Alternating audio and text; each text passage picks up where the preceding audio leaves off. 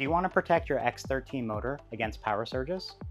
I'm Michael Starratt with United HVAC Motors. Today we're going to give you a pro tip on how to double the life of your X13 motor. Here we have an X13 blower motor, plus we have a surge protector for it. This surge protector protects against power surges and power brownouts. So on our motor we have two rows of plugs. The top row is for high voltage, and that's where this will be installed. Let me show you how it's done in this video. Here we have a surge protector that's already out of the package that we're going to be using for this. We will first turn off the main breaker panel to make sure that we do not have power coming here. Once the breaker's off, we'll go ahead and we'll remove this top harness.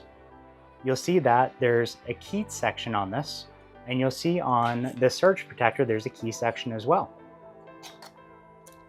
So let's go ahead and line it up like this. Now on the other side of the surge protector, you'll see wires sticking out.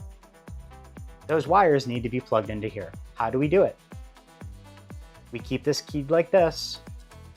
We bring this down here and we plug the wires in the same order.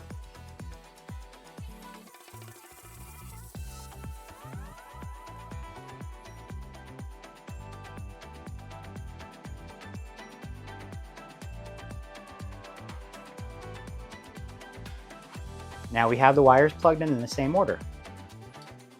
On this surge protector, there's also a green ground wire. In this case, we have this ground wire connected to a bolt on the motor.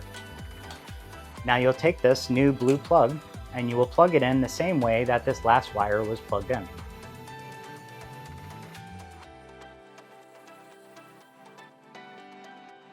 It only goes in one way, it's keyed. So now it's plugged in, it's secured. Now we'll turn the power back on to the system. And now that the power is turned back on, we're done doing this installation.